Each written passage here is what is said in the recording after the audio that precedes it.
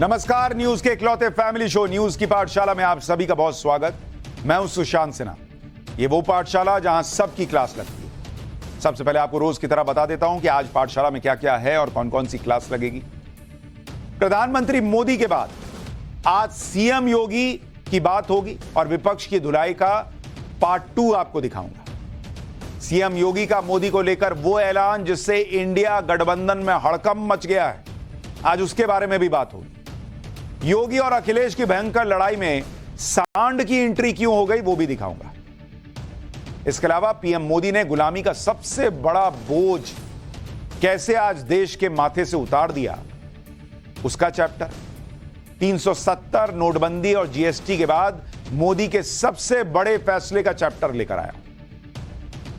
फिर आपको दिखाऊंगा वो जेलर जिसके सामने बॉलीवुड स्टार घुटने पर आ गए हैं। एक जेलर ने पूरे बॉलीवुड में कैसे हड़कंप मचा दिया है। और फिर वो महिला रोबोट जो अब लोगों से शादी करेंगी, उनका चैप्टर होगा। महिला रोबोट शादी करेंगी, अफेयर चलेगा, ये सब भी होने वाला है भाई आने वाले दिनों।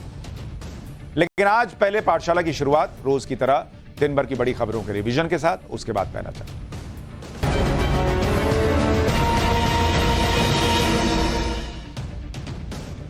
देश के 255 प्रतिष्ठित नागरिकों ने न्यूज क्लिक के खिलाफ कार्रवाई की मांग की। इन लोगों में पूर्व जज, पूर्व ब्यूरोक्रेट्स और सेना के पूर्व अधिकारी शामिल हैं। इन्होंने राष्ट्रपति और चीफ जस्टिस को चिट्ठी लिखी है और न्यूज क्लिक पर सख्त कार्रवाई की मांग की। न्यूज क्लिक पर चीन से फंडिंग का आरोप है, लेकिन फिलहाल न्यूज क्लिक पर किसी भी एक्शन पर हाईकोर्ट से स्टे लगा हुआ है। ईडी ने हाईकोर्ट में अर्जी लगाई है कि एक्शन पर स्टे को हटाया जाए। कोर्ट ने इस पर नोटिस जारी किया है। न्यूज क्लिक पर चीन से पैसे लेकर चीन का प्रोपेगेंडा आगे बढ़ाने और भारत विरोधी खबरें छापने का आरोप है। दिल्ली के सीएम अरविंद केजरीवाल को आज 3 बड़े झटके लगे हैं। गुजरात हाईकोर्ट में पीएम मोदी डिग्री मामले में केजरीवाल की याचिका को खारिज कर दिया गया। केजरीवाल ने इस मामले की सुनवाई पर अंतरिम रोक लगाने की मांग की थी। इधर आम आदमी पार्टी के राज्यसभा सांसद राघव चड्ढा को फर्जी सिग्नेचर मामले में राज्यसभा से सस्पेंड कर दिया गया है। इसके अलावा आम आदमी पार्टी के राज्यसभा सांसद संजय सिंह का सस्पेंशन बढ़ा दिया गया है।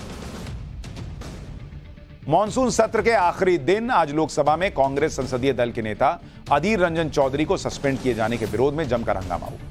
अधीर रंजन के खिलाफ सदन की कार्रवाई में लगातार बाधा डालने और देश की छवि को अपमानित करने का आरोप लगाया गया। अधीर रंजन के समर्थन में विपक्षी गठबंधन इंडिया के सांसदों ने लोकसभा की कार्रवाई का बॉयकॉट करने का फैसला किया। महाराष्ट्र के पूर्व मंत्री और एनसीपी नेता नवाब मलिक को सुप्रीम कोर्ट से बड़ी राहत मिली। कोर्ट ने नवाब मलिक को मनी लॉन्ड्रिंग के केस में मेडिकल ग्राउंड पर 2 महीने की जमानत दी है। ईडी ने भी नवाब मलिक को जमानत देने का विरोध नहीं किया। नवाब मलिक को ईडी ने फरवरी में गिरफ्तार किया था। और दिन भर के रिवीजन के बाद अब पाठशाला की पहली क्लास, जिसमें प्रधानमंत्री नरेंद्र मोदी के बाद आज मुख्यमंत्री योगी आदित्यनाथ कैसे विपक्ष की धुलाई की है, उसका आज आपको हिस्सा दिखाऊंगा, जिसे आप धुलाई का पार्ट 2 कह सकते हैं। सीएम योगी का मोदी को लेकर वो ऐलान जिससे इंडिया नाम के गठबंधन में हड़कंप मच गया है, और यह भी बताऊंगा कि योगी अखिलेश की भयंकर लड़ाई में सांड की एंट्री कैसे हो गई।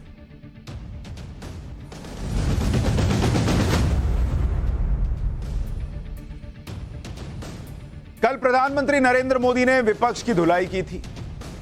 आज यूपी के मुख्यमंत्री योगी आदित्यनाथ ने विपक्ष की धुलाई की और विपक्ष की धुलाई की नई पिक्चर आज रिलीज कर दी। पीएम मोदी को लेकर एक ऐसा ऐलान भी किया योगी आदित्यनाथ ने जिससे विपक्षी गठबंधन इंडिया में हड़कंप मच गया है। पीएम ने कल 2024 में अपनी जीत की गारंटी दी थी और यह कहा था कि 2024 में तो सारे रिकॉर्ड टूट जाएंगे। आज यूपी में मुख्यमंत्री आदित्यनाथ ने भी पूरे कॉन्फिडेंस के साथ कह दिया कि 2024 में यूपी के अंदर जो 80 लोकसभा सीटें हैं वहां क्लीन स्वीप होगा। अगर यूपी में योगी ने विपक्ष का 2024 में सफाया कर दिया तो फिर प्रधानमंत्री नरेंद्र मोदी की यह बात सही साबित हो जाएगी कि 2024 में सारे रिकॉर्ड पीएम मोदी और एनडीए तोड़ने वाले हैं।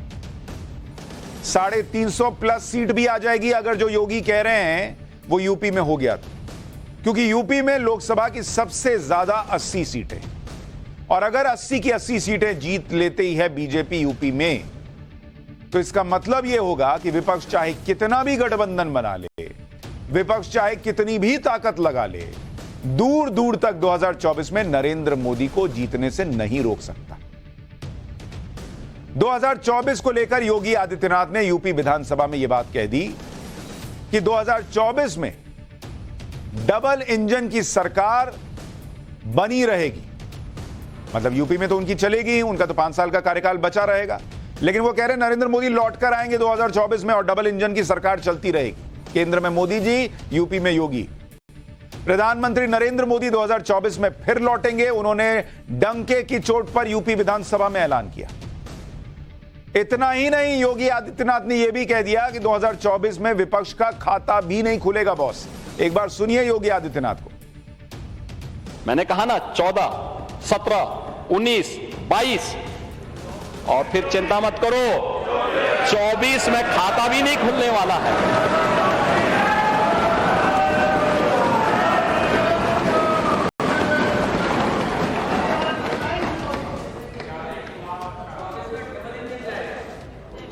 चौबीस में डबल इंजन की सरकार फिर से रिपीट करेगी। और मैं फिर इस बात को कहता हूं, मैं तो फिर से कह सकता हूं कि चच्चो अभी से रास्ता तय कर लो अपना।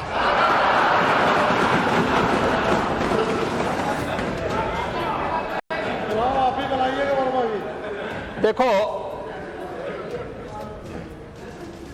ये आपके साथ न्याय नहीं करेंगे। जब भी आपका नंबर आता है, आपको चुपचाप काट दिया जाता है। यानी योगी आदित्यनाथ आज यूपी विधानसभा में खड़े होकर डंके की चोट पर अखिलेश यादव की आंखों में आंखें मिलाकर कह रहे हैं कि एक सीट नहीं आने दूंगा लोकसभा में उत्तर प्रदेश के अंदर। लोकसभा की तस्वीरें जो हैं वो आज सबके सामने चर्चा का विषय बनी। सीएम योगी दरअसल इतने कॉन्फिडेंस से ये बात इसलिए कह रहे हैं क्योंकि उन्हें लग रहा है कि यूपी में अभी बीजेपी की सीटें और बढ़ने की पूरी संभावना है। और ये क्यों वो लग रहा है उनको, मैं आपको बताता हूं। अगर आप ये देखेंगे कि उत्तर प्रदेश का गणित क्या कहता है, उत्तर प्रदेश के अंदर अगर आप देखेंगे, उत्तर प्रदेश यहां पर 80 लोकसभा सीट, 80 लोकसभा सीट, और इसीलिए उत्तर प्रदेश का महत्व सबसे ज्यादा है। हम पुरानी लाइन है कि केंद्र की कुर्सी का रास्ता जो है वो यूपी से होके जाता है। अगर आप देखेंगे कि 2014 में क्या हुआ, 2014 में अगर आप बीजेपी का परफॉर्मेंस देखेंगे उत्तर प्रदेश के अंदर, बीजेपी को 72 सीट मिली थी 80 में से। मतलब छप्पर फाड़ के कोई बचा ही नहीं, सब धुआं धुआं हो गया वैसा। 80 में से 72 सीट। फिर आया 2019 का साल, जब नरेंद्र मोदी 5 साल का कार्यकाल पूरा कर चुके थे और योगी आदित्यनाथ तब उत्तर प्रदेश में नए नए मुख्यमंत्री बने थे, 2017 में बने थे। तब भी उत्तर प्रदेश के अंदर 63 सीट बीजेपी को आई थी, 63 सीट। मतलब मात्र जो है 9 सीट कम हुई थी। अब उसके बाद अभी की स्थिति क्या बनी हुई है, अभी की स्थिति देखेंगे आप। आज की डेट में कुछ सीट खाली हुई, फिर उपचुनाव हुआ वगैरह वगैरह, तो आज की डेट में बीजेपी जो है वो 64 सीट पर है 80 में से।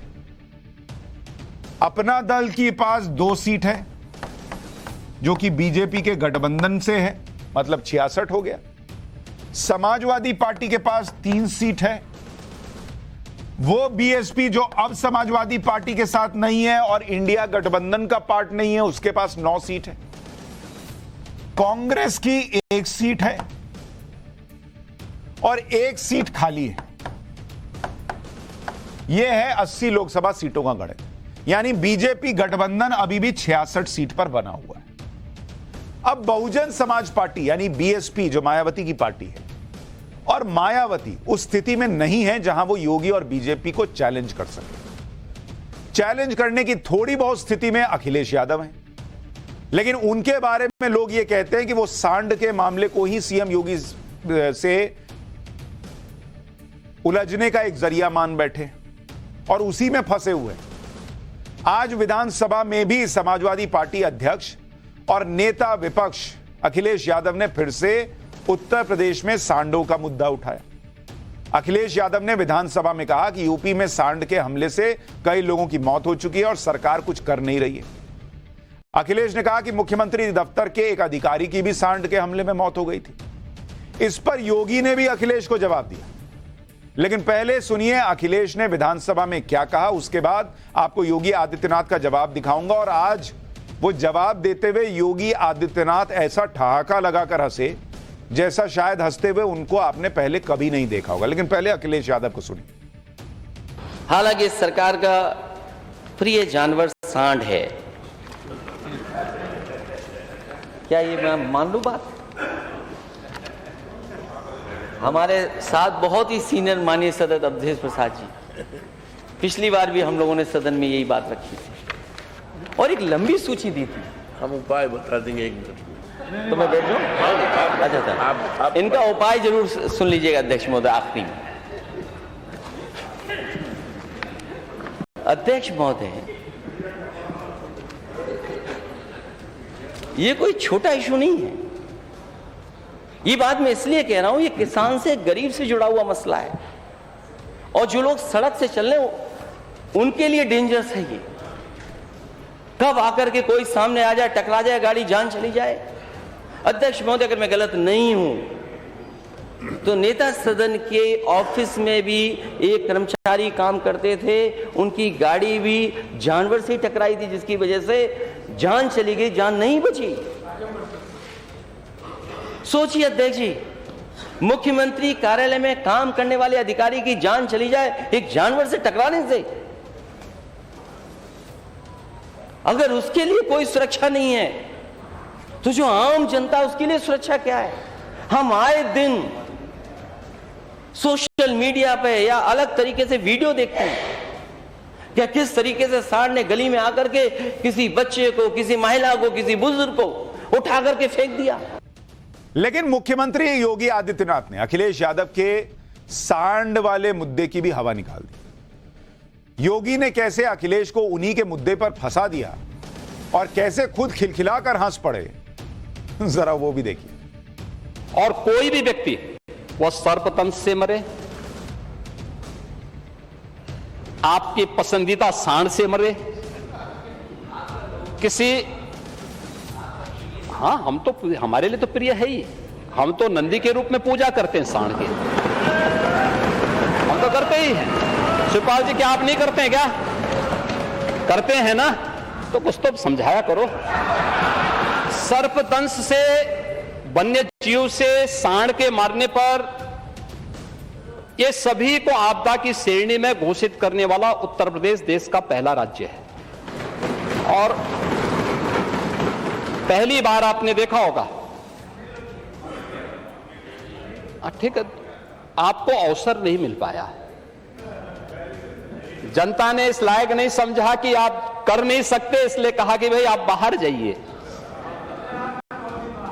और इसलिए डबल इंजन की सरकार आई। डबल इंजन की सरकार ने आते ही अन्नदाता किसानों के हित में ये कदम उठाए। अखिलेश यादव अपने सोशल मीडिया हैंडल से लगातार सांड से हो रहे हमलों की जानकारी देते रहे। आज भी अखिलेश यादव ने विधानसभा में कहा कि अगर सरकार सांडों को कंट्रोल नहीं कर पा रही तो सांड सफारी ही बना दे। उनका आइडिया सुनिए। आप पर बजट है, क्यों नहीं पकड़ते आप इनको? इसमें कौन सा आपका पैसा खर्च हुआ जा रहा है वित्त मंत्री जी का? आप पकड़िए, आपकी योजना चल रही है, इकट्ठा रखिए उनको, क्यों नहीं रख रहे हैं? और नहीं मानते, कहीं आप अपने ही जिले में एक सांड सफारी बना लो। किसने रोका है आपको?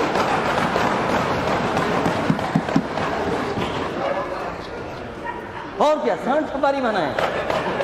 हम लोग एनिमल सफारी बना रहे हैं, टाइगर सफारी बना रहे हैं, लाइन सफारी बना रहे हैं। इनको ये अच्छी नहीं लग रही है। ये बात मैं इसलिए कह रहा हूं कि बात डाइवर्ट होती जा रही है। लेकिन अखिलेश यादव को जवाब देते हुए मुख्यमंत्री योगी आदित्यनाथ ने विधानसभा में कहा कि समाजवादी पार्टी की सरकार के समय सांड बूचड़ खाने में जाते थे, जबकि बीजेपी की सरकार में सांड पशुधन है। अगर भारत की खेती की बात होती है तो नेता विरोधी दल उसके साथ बाड़ी शब्द भी जुड़ता है, पशुपालन भी उसका पार्ट है, और जिस सांड की आप बात कर रहे हैं ना, ये सांड भी उसी का हिस्सा है। आपके समय में ये बूचड़खानों के हवाले होता था, हमारे समय में यही पशुधन का पार्ट बना हुआ है। और इसीलिए उस सच्चाई को आपको स्वीकार करना चाहिए कि आप अपनी विफलता को छुपाने के लिए, कुछ पेपर की कटिंग थी, लगता है कि होमवर्क करते समय शिवपाल जी ने कुछ पुरानी कटिंग भी बीच बीच में रखवा दी थी। अखिलेश यादव ने सांड का मुद्दा उठाकर सीएम योगी को खुद के पर पलटवार करने का मौका दे दिया। सीएम योगी ने परिवारवाद का जिक्र करते हुए कहा कि जो लोग जन्म से ही चांदी के चम्मच से खाना खाते आ रहे हैं, वो गरीबों का दर्द क्या समझेंगे।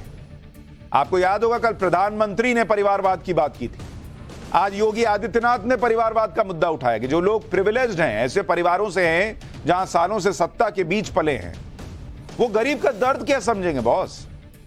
सीएम योगी ने एक शेर के जरिए अखिलेश यादव पर क्या कहा, जरा वो सुनिए।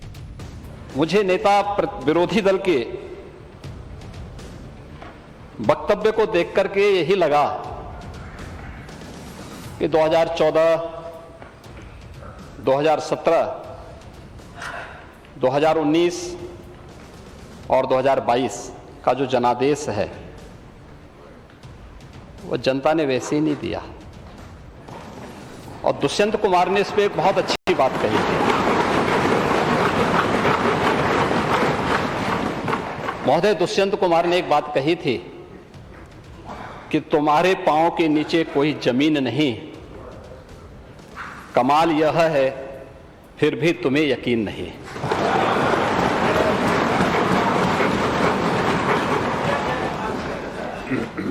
उन्हें जमीनी हकीकतों की कोई जानकारी नहीं है। और तुलसीदास जी ने बात कही भी, समर्थ को नहीं दोष घुसाएं। ऐसे ही लोगों पे बातें अक्सर से सही बैठती हैं, क्योंकि जो लोग जन्म से चांदी के चम्मच में खाने के आदी हैं,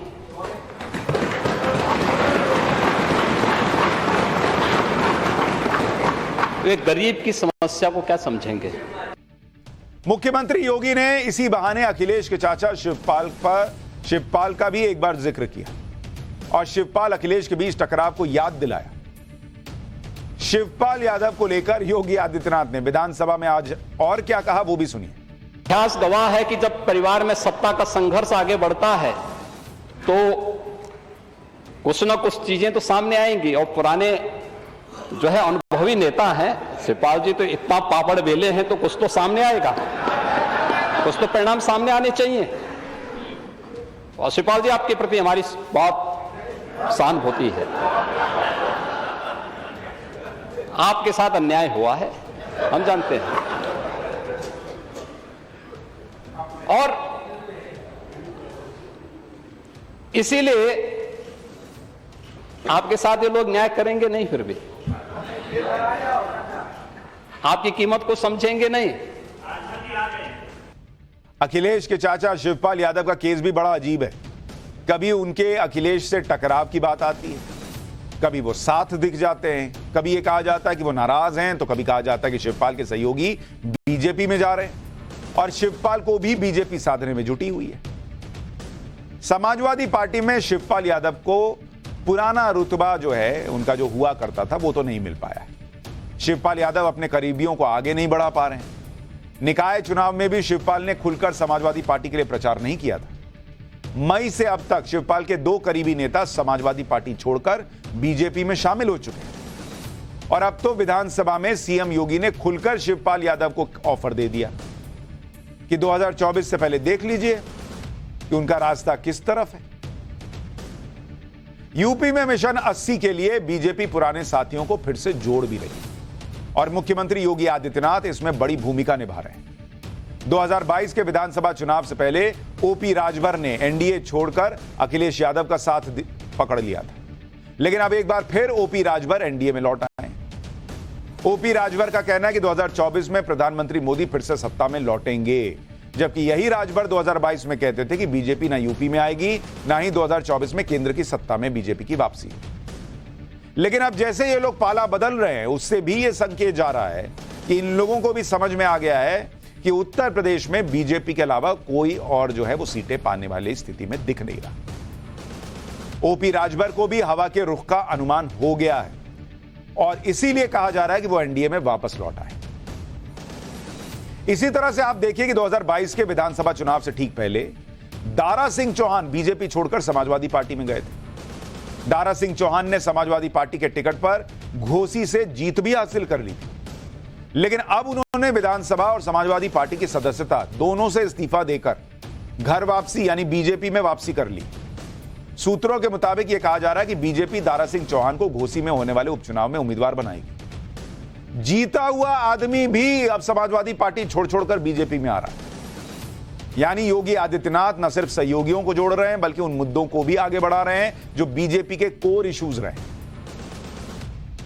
यानी अगर आप गौर करेंगे, जो मैंने आपको थोड़ा सा हिंट भी दिया था जब मैंने पिछली बार योगी आदित्यनाथ की चर्चा की थी, योगी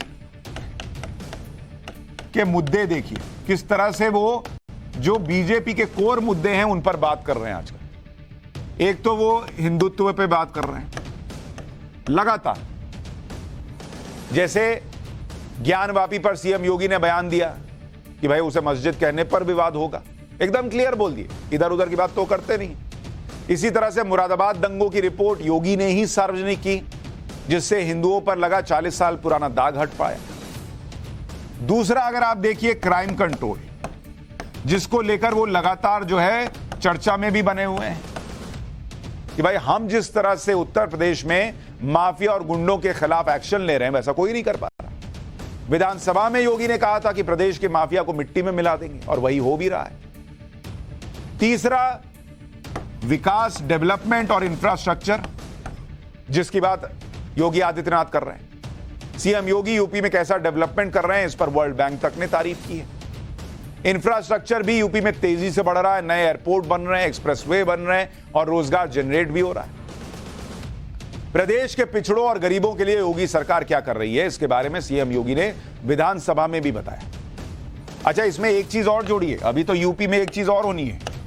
यूपी में 2024 में सबसे बड़ी बात, राम मंदिर के द्वार खुलेंगे और ये राम मंदिर अपने आप में गेम चेंजर है बॉस।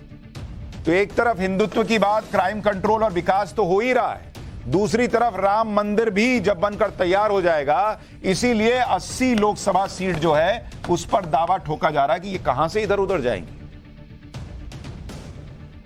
सीएम योगी और क्या कह रहे हैं वो भी सुनिए। वो सपा सरकार के समय गरीबों को घर नहीं मिलता था ये कह रहे, जबकि बीजेपी की सरकार माफिया तक की जमीन पर घर बनाकर गरीबों को दे रही। सुनिए योगी को। केंद्र में मोदी जी के नेतृत्व में सरकार बनने के बाद लगभग 2.5 वर्ष ये लोग सरकार में रहे।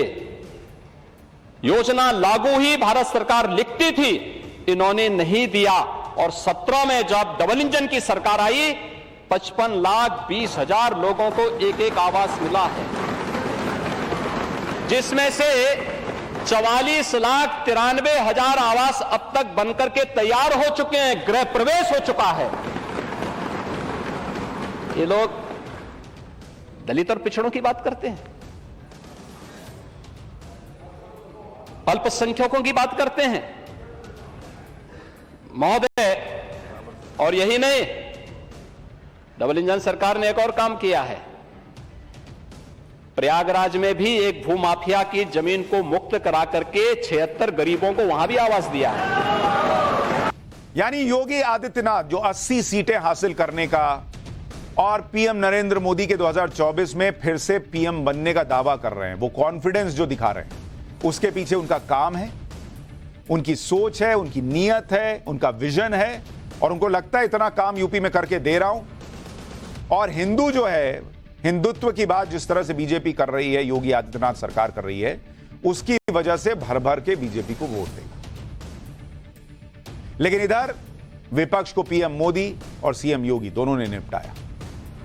लेकिन साथ ही पीएम मोदी इस देश की जो पुरानी समस्याएं हैं उन्हें निपटाने में भी लगे हुए हैं। पाठशाला में अब अगली क्लास, पीएम मोदी ने कैसे गुलामी का सबसे बड़ा बोझ आज देश पर से उतार दिया है।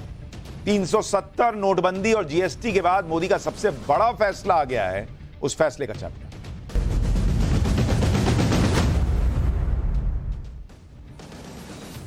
दो 2024 से पहले प्रधानमंत्री नरेंद्र मोदी ने बहुत बड़ा कदम उठा लिया। उन्होंने आईपीसी को नया रूप दे दिया है। देश के क्रिमिनल जस्टिस सिस्टम में बदलाव लाने वाले 3 बिल आज लोकसभा में पेश हुए, जिससे आईपीसी यानी Indian penal code fresh look में आएगी। आईपीसी मतलब जिन प्रावधानों से देश में हर अपराध की परिभाषा तय होती है। आप नहीं सुनते कि जब भी कोई केस होता है तो कहते हैं ना कि आईपीसी की फलाना धारा के तहत मामला दर्ज हुआ है। अभी पूरा डिटेल समझाऊंगा, एकदम सरल भाषा में समझाऊंगा, लेकिन आपको यह समझना चाहिए कि नरेंद्र मोदी ने देश का कितना बड़ा बोझ जो अंग्रेज छोड़कर गए थे वो उतारा है। जिन प्रावधानों से अपराध की सजा तय होती है उस पूरी आईपीसी का पीएम मोदी ने ओवरहॉल कर दिया। मतलब जैसे गाड़ी को रिपेयर करते हैं, रिपेयर नहीं किया, पूरा बदल दिया। आजादी के 75 साल में जो कोई सोच नहीं पाया वो पीएम मोदी ने करके दिखा दिया, क्योंकि आईपीसी अंग्रेजों ने 161 साल पहले बनाई थी। सोचिए, इस देश में आज भी सजा देने के लिए वो धाराएं थी जो 161 साल पहले बनी हुई थी, वो प्रावधान था और किसी को चिंता नहीं थी। नरेंद्र मोदी आकर बदल रहे हैं। आजादी मिलने के बाद भी अंग्रेजों के बनाए कानून से ही 75 साल तक देश के सभी अपराध तय हो रहे हैं। अब भारत अपने हिसाब से अपराधों की परिभाषा और सजा तय करेगा। न्यू इंडिया की जरूरतों के हिसाब से क्राइम को रोकने और सजा देने की व्यवस्था तय हो। अब दुनिया में कोई ये नहीं कह सकेगा कि इतने सालों बाद आज भी अंग्रेजों के दिए हुए कानून से भारत में सजा तय होती। भारत ने अब गुलामी के इन प्रतीकों को छोड़ दिया है और आजादी के 75वें साल में जब गुलामी के सबसे बड़े प्रतीक को छोड़ा गया तो यह बहुत गर्व की बात है। आईपीसी में बड़े बदलाव वाले बिल को पेश करते हुए आज लोकसभा में गृह मंत्री अमित शाह ने क्या कहा, पहले वो सुनिए, फिर आपको विस्तार से बताता हूं कि कितनी बड़ी गुलामी की जंजीर से भारत जकड़ा हुआ था और इस जंजीर के टूटने का एक आम सामान्य नागरिक के जीवन पर क्या असर पड़ेगा। कानूनों के अंदर कुछ शब्द थे मैं जरूर कहना चाहता हूं, जिससे हमें मालूम पड़ेगा कि 75 साल तक हम किस कानूनों के आधार पर क्रिमिनल जस्टिस सिस्टम को चलाए हैं। पार्लियामेंट ऑफ यूनाइटेड किंगडम का जिक्र है, प्रोविंशियल एक्ट का जिक्र है, notification by the crown representative का जिक्र है, लंदन गैजेट का जिक्र है, ज्यूरी और बैरिस्टर का जिक्र है जो हमारे यहाँ कब के चले गए, लाहौर गवर्नमेंट का जिक्र है, कॉमनवेल्थ के प्रस्ताव का जिक्र है, United kingdom of great Britain and Ireland parliament का जिक्र है, हर मेजेस्टी और बाय द प्रिवी काउंसिल, ऐसे हर जगह रेफरेंस दिए हुए हैं। Copies and extracts content in the London gadget, इसके आधार पर एक कानून को बनाया गया है। Possession of the British crown, इसका भी जिक्र आज भी है। Court of justice in England, इसका भी जिक्र 33 से ज़्यादा जगहों पे है। हर मैजेस्टी डोमिनियंस का इस अधिनियम के अंदर ढेर सारे जिक्र है। टोटल 475 जगह ये गुलामी की निशानियों को समाप्त कर आज हमने एक नया कानून मान्यवर लेकर आए हैं। जो 3 बिल आज लोकसभा में पेश हुए हैं, इनमें कौन कौन से बिल हैं भाई? 3 बिल पेश हुए और तीनों जो हैं वो हर आम आदमी पर प्रभाव छोड़ने वाले हैं। एक है इंडियन पीनल कोड से जुड़ा बिल, इंडियन पीनल कोड, और ये कब से है? 1860 से था। 1860, हम 2023 में हैं और 1860 में उस वक्त की व्यवस्था के हिसाब से जो कानून बना हुआ था उसको फॉलो कर रहे हैं। और इसकी जगह अब आया है, इसकी जगह अब कौन आ गया? इसकी जगह आ गया भारतीय न्याय संहिता 2023। 1860 की व्यवस्था खत्म।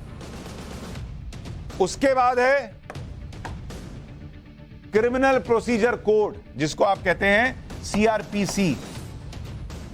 ये 1898 से था, 1898 से। इसकी जगह क्या आया? इसकी जगह अब आ गया है भारतीय नागरिक सुरक्षा संहिता।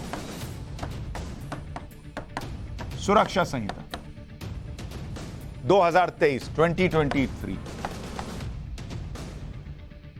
और तीसरा है इंडियन एविडेंस एक्ट, IEA। और ये कब से था भाई? 1872 से। और इसकी जगह अब आ गया भारतीय साक्ष्य अधिनियम। भारतीय साक्ष्य अधिनियम 2023, अधिनियम 2023। ये आ गया तीसरा कानून। अब जो 3 नए कानून लाए जा रहे हैं, उसमें आपके लिए जो सबसे जरूरी बातें हैं वो आपको जानना चाहिए। क्योंकि मोटे तौर पे लोगों ने लगेगा भाई हम तो कोई अपराध करते नहीं। भाई आप अपराध करते नहीं, लेकिन आपके साथ अपराध हो तो सकता है। इसलिए अपराध करने वाले या न करने वाले, हर किसी से जुड़े हुए ये कानून है। पहली बात ये समझिए कि मॉब लिंचिंग के लिए अलग से प्रावधान लाया गया है, जिसमें 7 साल से लेकर उम्र कैद या मौत की सजा का प्रावधान भी रखा गया है। तो जो भीड़ मार देती है उसके लिए नया कानून लाया गया है। अभी तक मॉब लिंचिंग को लेकर आईपीसी और सीआरपीसी में कोई प्रावधान ही नहीं था, क्योंकि भाई 1860 में बना हुआ है। उस जमाने में मॉब लिंचिंग इस तरह से नहीं होती थी। नरेंद्र मोदी को लगा जब नई व्यवस्था, नए चैलेंजेस है तो नया कानून होना चाहिए। तो मॉब लिंचिंग के केस में सीआरपीसी के 223A के तहत कार्रवाई होती थी, जिसमें एक अपराध में 2 से ज्यादा लोग शामिल होते हैं। अब तक नेशनल क्राइम रिकॉर्ड ब्यूरो देश भर में अपराधों को लेकर जो आंकड़ा भी इकट्ठा करता है, उसमें मॉब लिंचिंग का अलग से कोई सेक्शन तक नहीं होता था, जिससे यह पता ही नहीं चलता है कि देश भर में या किसी राज्य में मॉब लिंचिंग की कितनी घटनाएं हुई। लेकिन अलग नियम आने से मॉब लिंचिंग जैसे जुड़े अपराधों का अलग रिकॉर्ड रखा जा सकेगा। दूसरी बात, महिलाओं से जुड़े अपराध में सजा को और सख्त कर दिया गया है। गैंगरेप से जुड़े सभी अपराध में 20 साल की सजा का प्रावधान किया गया है। और नाबालिग से अगर रेप होता है तो उस केस में मौत की सजा का प्रावधान। तीसरी बात, हाल ही में लव जिहाद के मामले देश में तेजी से बढ़ रहे हैं। ऐसे बहुत से केसेस आए हैं जिसमें गलत नाम बताकर या पहचान छिपाकर महिलाओं को धोखा दिया जाता है और शादी कर ली जाती है। इसको भी लेकर आईपीसी और सीआरपीसी में पहले से कोई अलग प्रावधान नहीं था, क्योंकि उस जमाने में ऐसा होता नहीं था। ऐसे मामले धोखाधड़ी के तहत आते हैं, लेकिन अब इसके लिए अलग प्रावधान किया जा रहा है। चौथी बात, समय समय पर विपक्ष मोदी सरकार पर यह आरोप लगाती रही है कि मोदी सरकार देशद्रोह के कानून का राजनीतिक दुरुपयोग कर रही है। मोदी सरकार ने नए कानूनों में देशद्रोह के कानून को पूरी तरह से हटाकर एक फ्रेश और क्लियर प्रावधान रखा है, जिसमें देश विरोधी गतिविधियों को लेकर ज्यादा क्लैरिटी है, ज्यादा साफ है ये कानून और ज्यादा स्पष्टता है। पिछले नियम में शब्दों को लेकर कई पेंच थे, जिसको लेकर कोर्ट में भी बहुत बार विवाद हो चुका है। लेकिन अब नियम स्पष्ट किए गए हैं और बताया गया है कि किन किन परिस्थितियों में किसी आरोपी पर देशद्रोह का मुकदमा चलाया जा सकता है। नए बिल पर एक बार गृह मंत्री अमित शाह को सुन लीजिए, फिर आपको इस बिल से जुड़ी बाकी बड़ी बातें बताता हूं। शादी, रोजगार, पदोन्नति के झूठे वादे और गलत पहचान प्रकट कर जो यौन संबंध बनाते थे, उसको अपराध की श्रेणी में पहली बार नरेंद्र मोदी सरकार लाए। गैंग रेप के सभी मामलों में 20 साल की सजा या आजीवन कारावास का प्रावधान किया है, जो आज नहीं है। 18 वर्ष से कम आयु की बच्चियों के मामले में मृत्यु दंड का भी प्रावधान। राजद्रोह पर ये अंग्रेजों ने अपने शासन को बचाने के लिए एक कानून बना था। मैं इस सदन को कहना चाहता हूं, एक ऐतिहासिक निर्णय इस सरकार ने किया है। राजद्रोह को कंप्लीटली हम रिपील कर रहे हैं, कंप्लीटली। यहां लोकतंत्र, सबको बोलने का अधिकार है। राजद्रोह को हम कंप्लीटली रिपील कर रहे हैं मान्यवर। नए कानूनों में यह भी प्रावधान किया गया है कि देश से भाग जाने वाले क्रिमिनल या फाइनेंशियल फ्रॉड के आरोपी जैसे दाऊद इब्राहिम हो गया, नीरव मोदी, विजय माल्या, ऐसे अपराधियों पर भी अब देश में केस चल सके। अमित शाह ने आज जो बिल पेश किए हैं उसमें यह स्पष्ट प्रावधान है कि भगोड़े आरोपियों की गैर मौजूदगी में भी ट्रायल केस चलाया जा सकता है, आरोप तय किए जा सकते हैं और सजा सुनाई जा सकती है। मतलब ऐसा नहीं कि भाई तुम भाग गए और तुम्हारे इंतजार में बैठे रहेंगे कि तुम आओगे अपना पक्ष रखोगे। अरे अपना पक्ष रखना तो खुद ही आओ। तो अब उसकी अनुपस्थिति में भी केस चलेगा, सजा हो जाएगी, उसके बाद पकड़ के लाइए सीधा जेल में डाल दीजिएगा, इतनी सजा दे दी है तुमको। अभी तक इसको लेकर कोई स्पष्ट प्रावधान नहीं था, स्पेशल परमिशन पर ही रेयर मामलों में ऐसा हो पाता था। अब आपको लगेगा कि जो व्यक्ति देश से भागा हुआ है वो देश में है ही नहीं, उस पर केस चलाकर सजा का ऐलान करने से फायदा क्या जब वो व्यक्ति देश में है ही नहीं, सजा देंगे किसको? यहां आपको यह जानना जरूरी है कि ऐसे जो इंटरनेशनल अपराधी होते हैं वो दूसरे देश में शरण लेते हैं तो केवल आरोपी होते हैं। केवल आरोपी होने पर उस अपराधी को किसी भी स्टेटस पर उसके फर्क नहीं पड़ता, लेकिन जैसे ही वो अपराधी अपने मूल देश में दोषी साबित हो जाता है तो उसके वीजा, पासपोर्ट पर बड़ा प्रभाव पड़ता है। साथ ही अन्य विदेश में अन्य मामलों में केस चलाना आसान हो जाता है। भाई आप उसको जाके अभी ये नहीं बोलते हैं कि देखिए आरोपी है, वो कहेगा ये झुट्टे हैं ये लोग, मैंने कुछ नहीं किया है, मैं जाऊंगा तो वहां बच जाऊंगा। अब क्या है कि उस पर केस चल गया, उसको सजा हो गई, आप जाके दूसरे को बता रहे हैं कि बॉस ये देखिए ना हमारे यहां तो इसको सजा हो गई है, तो कहेगा ये उठो जाओ, तुमको सजा ना हुई है, जाओ वहां। तो मूल देश में ऐसे भगोड़ों को वापस लाना आसान होता है। एक और बड़ी बात, जीरो एफआईआर के लिए आधिकारिक प्रावधान नए बिल में किए गए। जीरो एफआईआर को संबंधित पुलिस थाने में 15 दिन के भीतर भेजना होगा। जीरो एफआईआर वो एफआईआर होती है जो पीड़ित किसी भी थाने में दर्ज करवा सकता है। पहले नहीं होता था कि भाई अरे मेरे एरिया का मामला नहीं है, उसके एरिया का है, उसके एरिया का नहीं, उसके एरिया का, वो सब नहीं। कानून था कि भाई जीरो एफआईआर मतलब कहीं का भी मामला है तुम पहले लिखो, उसके बाद मामला देखते रहना कहां का है और वहां भेज देना। इसमें यह जरूरी नहीं होता कि अपराध की लोकेशन संबंधित थाने से जुड़ी। वैसे तो जीरो एफआईआर अभी भी दर्ज होती है, लेकिन अब आधिकारिक प्रावधान कर दिया गया है कि आपको जीरो एफआईआर करना ही। सातवीं बात, किसी भी केस में सर्च और सामान जब्त करने के दौरान वीडियोग्राफी को जरूरी कर दिया गया। आठवीं बात, डिस्ट्रिक्ट लेवल पर मोबाइल फॉरेंसिक लेबोरेटरी की तैनाती के प्रावधान किए गए हैं। जिन अपराधों में 7 साल की सजा का प्रावधान है उसकी जांच में फॉरेंसिक टीम का भी मौके पर जाना जरूरी है। 9वीं बात, ड्रग्स, चाइल्ड ट्रैफिकिंग, हथियार तस्करी जैसे ऑर्गेनाइज्ड क्राइम में सजा के और कठोर प्रावधान कर दिए गए। 10वीं बात, 7 साल के ऊपर की सजा वाले केस को बिना पीड़ित को सुने खत्म नहीं किया जा सकेगा। अब यह शुरुआती जानकारी जो निकल कर आ रही है, क्योंकि बिल तो अभी रखा गया है, लेकिन अभी और जानकारियां आएंगी तो वो भी आपको पाठशाला में बताऊंगा। लेकिन आपको सुनकर ही लग रहा होगा कि कैसे देश में कानून का राज और मजबूत हो, और आज के चैलेंजेस को देखते हुए ये बदलाव किए गए। वो तो बहुत पहले जाने चाहिए थे, लेकिन वही बात है कि एक कोई नरेंद्र मोदी आता है जिसको ये दिखता है तो होता है, नहीं तो बाकी देश चला रहे हैं। नए बिल में सरकारी कर्मचारियों के खिलाफ अपराध से जुड़े नियमों में बदलाव किया गया। क्रिमिनल मामले में आरोपी अधिकारी या कर्मचारी पर केस चलाने के लिए संबंधित अथॉरिटी से परमिशन या आरोपी से जुड़ी जानकारी लेनी होती है।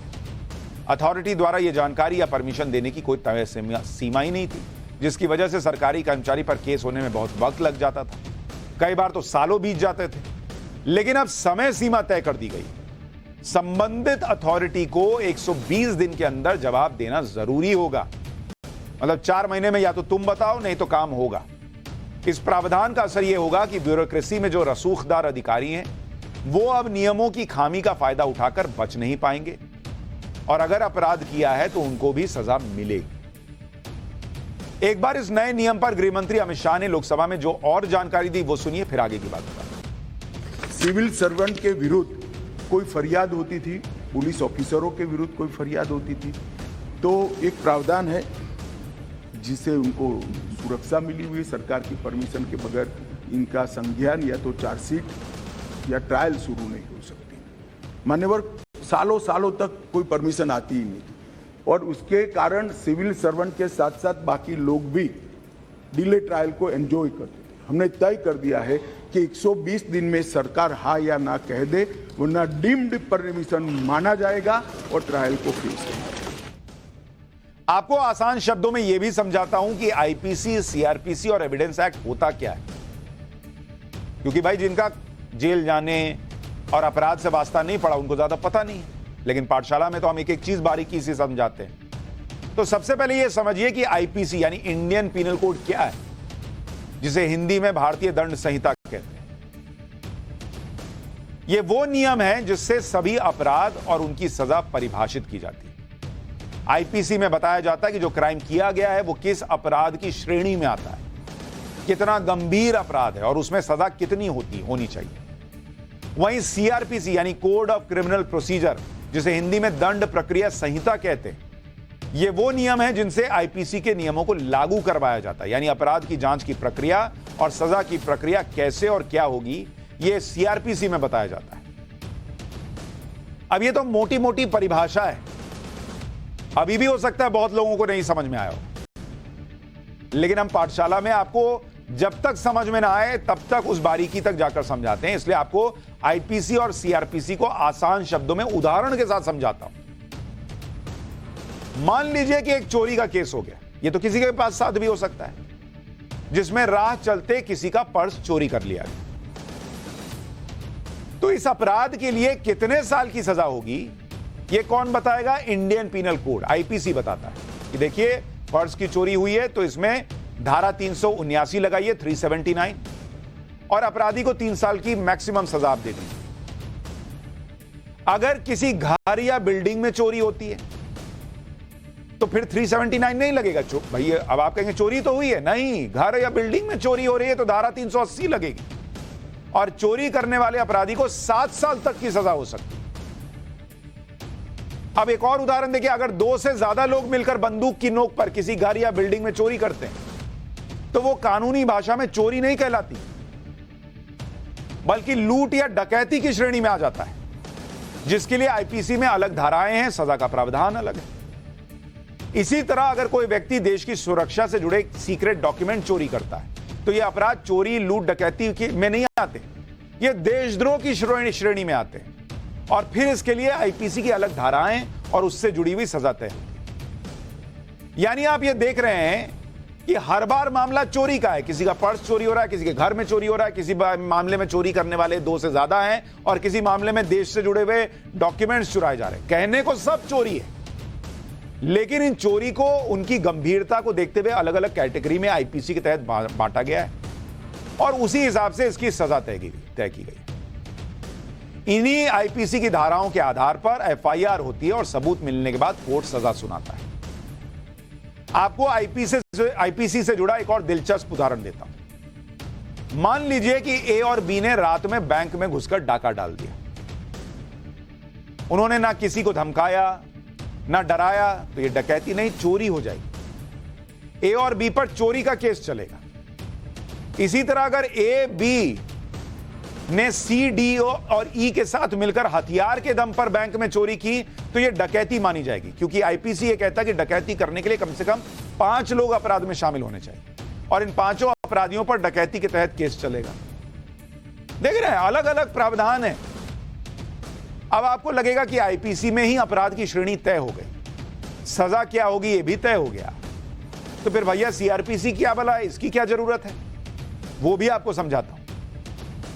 आईपीसी के तहत किसी अपराध की श्रेणी तय होती और सजा कितनी होनी चाहिए इसके प्रावधान तय होते हैं कि भाई कौन से कैटेगरी की चोरी की है और उस चोरी के तहत कितनी सजा होनी चाहिए।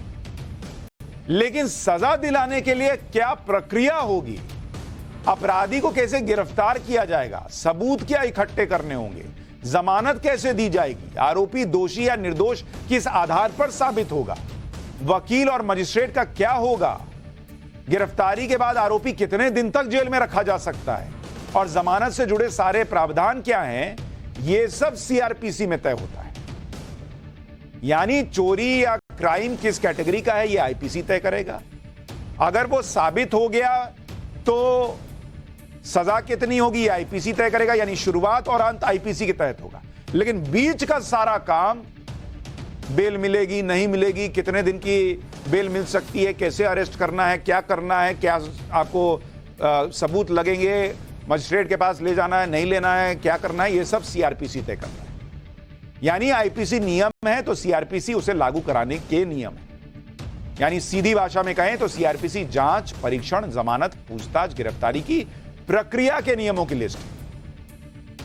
यानी अगर आपको एक और सरल एग्जांपल से समझाऊं, आईपीसी जो है वो ये तय करती है, अगर आप क्रिकेट मैच के लिहाज से इसको समझना चाहें, कि आईपीसी ये तय करती है कि कौन कौन से मैच जो हैं वो किन किन टीमों के बीच खेले जाएंगे, मतलब किस लीग में कौन होगा। जैसे वर्ल्ड कप में होता है ना, ग्रुप ए में ये है, ग्रुप बी में वो है, फलाना ढिकाना। ये शुरुआत तय करती है आईपीसी, और किसको क्या इनामी राशि मिलेगी, विनर को क्या मिलेगा, जो रनर अप है उसको क्या मिलेगा, और मैन ऑफ द मैच को क्या मिलेगा, ये सब तय करती है आईपीसी। यानी शुरुआत और अंत अगर आईपीसी क्रिकेट के नियम होते तो इस तरह से आईपीसी के तहत तय। लेकिन सीआरपीसी क्या करती है?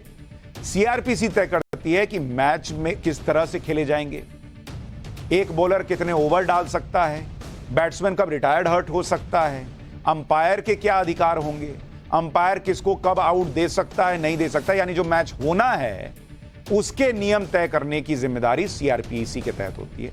यह आपको उदाहरण से समझा रहा हूं। अगर कानून की जगह आईपीसी और सीआरपीसी क्रिकेट को कंट्रोल कर रहे होते तो यह काम कर रहे होते। इन तीनों कानून में बदलाव क्यों किए गए, इसकी 3 वजह है। पहली वजह अंग्रेजों के जमाने के कानूनों को खत्म करना। पीएम मोदी ने लाल किले से जो 5 प्रण लिए थे उसमें यह भी कहा था कि गुलामी की निशानियों को हटाया जाएगा। दूसरी वजह, पुराने कानून अंग्रेजों ने अपनी जरूरत के मुताबिक बनाए थे, जिनका मकसद भारतीयों को सजा देना ज्यादा और न्याय देना कम था। तीसरी वजह, क्योंकि अपराध करने का तरीका, जांच का तरीका वक्त के साथ सब बदल गया है, इसलिए पुराने कानूनों की जगह नए कानून लाए गए हैं जो मौजूदा वक्त के मुताबिक। 2019 में जब पीएम मोदी दूसरी बार प्रधानमंत्री बने थे तब उनकी सरकार ने यह कह दिया था कि वो आईपीसी में बड़े बदलाव करेंगे। मार्च 2020 में गृह मंत्रालय ने क्रिमिनल लॉ में बदलाव के लिए एक राष्ट्रीय स्तर की कमेटी बनाई। नेशनल लॉ यूनिवर्सिटी के चांसलर को इस कमेटी का प्रमुख बनाया गया। कमेटी को आईपीसी, सीआरपीसी और एविडेंस एक्ट के रिव्यू का काम सौंपा गया। कमेटी ने मार्च 2023 में अपनी रिपोर्ट सौंपी। फिर इसी साल अप्रैल में सुप्रीम कोर्ट को भी सरकार ने इन्फॉर्म कर दिया था कि अप्रैल में सरकार ने सुप्रीम कोर्ट में बताया कि वो इंडियन पिनल कोड और क्रिमिनल प्रोसीजर कोड यानी आईपीसी और सीआरपीसी में संशोधन करने का विचार कर रही है। सरकार ने सुप्रीम कोर्ट को यह भी बताया था कि देशद्रोह से जुड़े कानून में भी संशोधन पर विचार होना है। इसकी प्रायोरिटी क्या थी? मानवीय की हत्या से या महिला के साथ दुराचार से बड़ा कोई कानून अपराध नहीं हो सकता, तो इसको 302 नंबर पर स्थान दिया गया। इसके पहले क्या था? राजद्रोह था। इसके पहले क्या था? खजाने की लूट थी। इसके पहले क्या था? शासन के अधिकारी पर हमला था। ये जो अप्रोच है, ये अप्रोच को हम बदल रहे हैं। सबसे पहला चैप्टर इसमें आएगा महिलाओं और बालकों के साथ अपराध। दूसरा चैप्टर आएगा मानव वध और मानव शरीर के साथ जो अपराध होते हैं उसका आएगा। तो हमने शासन की जगह नागरिक को केंद्र में लाने का एक बहुत बड़ा सैद्धांतिक निर्णय कर हम ये कानून लेकर आए हैं। अमित शाह ने आज जो 3 बिल पेश किए उन सब बिल को संसद की स्टैंडिंग कमेटी को भेजा गया है।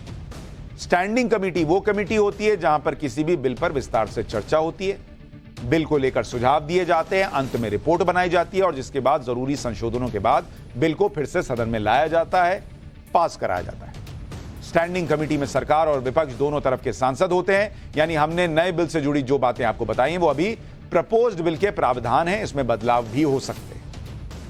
पाठशाला में अब उस टेक्नोलॉजी का चैप्टर जिससे दुनिया बदलने वाली है। आने वाले समय में फीमेल रोबोट्स पुरुषों के साथ रोमांटिक रिलेशनशिप रखने लगे। रोबोट इतना ही नहीं, अगर सब कुछ प्लान के मुताबिक चला तो कैसे रोबोट्स अब इंसानों से शादी भी कर सकती हैं। देखिए जरा चैप्टर।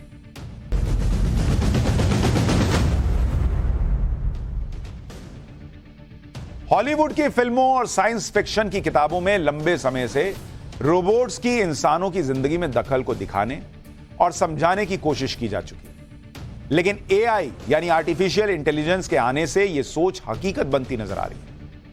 इलाज, पेंटिंग, सिंगिंग, एक्टिंग और न्यूज रीडिंग के लिए आर्टिफिशियल इंटेलिजेंस से चलने वाले रोबोट्स का इस्तेमाल शुरू भी हो चुका है। हमने पाठशाला में आपको बताया था कि कैसे इसकी वजह से दुनिया भर में करोड़ों लोगों की नौकरियां खतरे में। लेकिन इसमें भी अब एक नया ट्विस्ट आ गया है।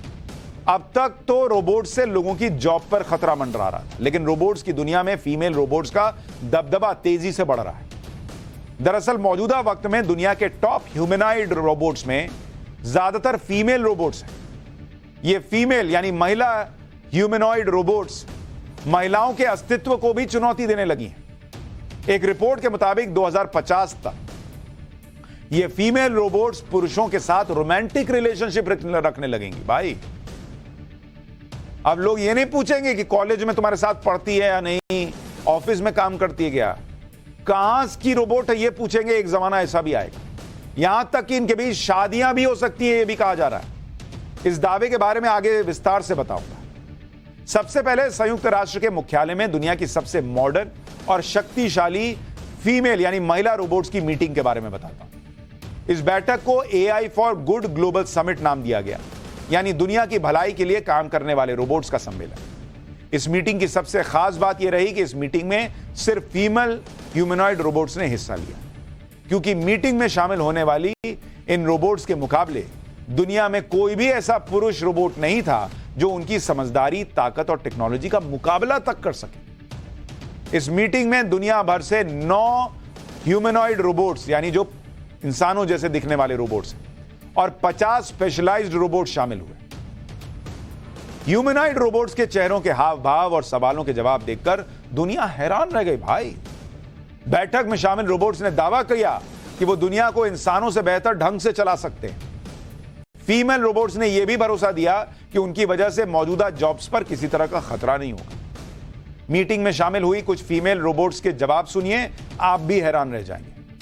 I don't believe in limitations, only opportunities.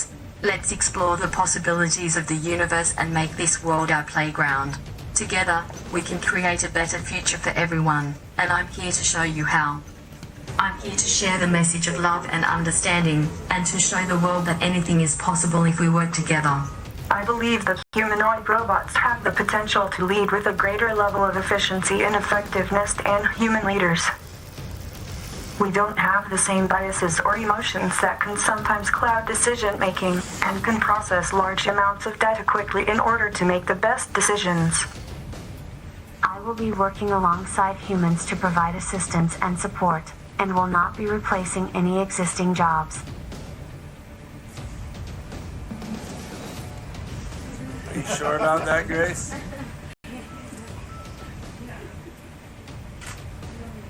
Again, please.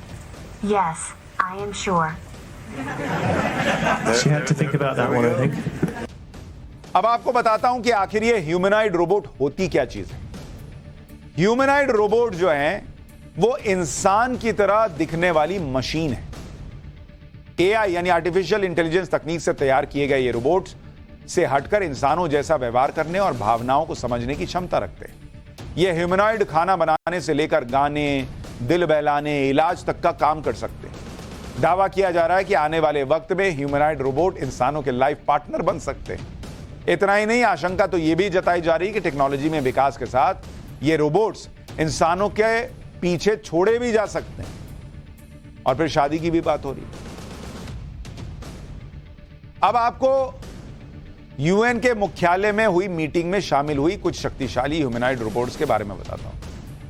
दुनिया की पहली सेलिब्रिटी फीमेल रोबोट है सोफिया, जिसे 2016 में तैयार किया गया, जो भारत समेत दुनिया के कई देशों में पहुंचकर अपनी ताकत का लोहा मनवा चुकी है। सोफिया आसानी से लोगों से घुल मिल सकती है, उन्हें अपना दोस्त बना सकती है। यही नहीं, सोफिया अपने परिचित शख्स को चेहरे या आवाज से कई साल पहचान भी सकती है। इन्हीं इंसानी खूबियों की वजह से सोफिया को सऊदी अरब की नागरिकता तक मिल चुकी है। बताइए, वो सऊदी अरब की नागरिक बन गई है। भाई सोफिया के बाद इस लिस्ट में ग्रेस ह्यूमनॉइड रोबोट का नाम शामिल है। 2021 में तैयार की गई ग्रेस रोबोट मेडिकल एक्सपर्ट और सैकड़ों लोगों का इलाज कर चुकी है। कोरोना संकट के दौरान भी ग्रेस ने कई मरीजों की देखभाल और इलाज किया था। वो 3 भाषाएं बोल सकती है, समझ सकती है। कोरोना के बाद ग्रेस वृद्धाश्रम में बुजुर्गों के अकेलेपन को दूर कर रही है। वो बुजुर्गों के साथ घुल मिलकर बातें करती है और उनकी मदद करती है। फिलहाल तो जो इस तरह के इंसानों जैसे रोबोट्स हैं, ये रोजगार को चुनौती दे रहे हैं, लेकिन आशंका जताई जा रही कि आने वाले वक्त में ये रोबोट्स महिलाओं के अस्तित्व के लिए भी चुनौती बन सकते हैं। Scottish AI expert David Levy ने साल 2007 में एक किताब लिखी। कई अहम एआई प्रोजेक्ट्स पर काम कर चुके डेविड लेवी ने रोबोट्स के विकास को बेहद करीब से देखा है। इसी अनुभव के आधार पर उन्होंने अपनी किताब में दावा किया कि साल 2050 तक इंसान और रोबोट्स के बीच रोमांटिक रिलेशनशिप संभव है। इतना ही नहीं, अपनी किताब में डेविड लेवी लिखते हैं कि यह भी संभव है कि इंसानों और रोबोट्स के बीच शादियां होने लगें। यानी दुनिया कहां से कहां पहुंच जाएगी, आप अंदाजा भी नहीं लगा सकते।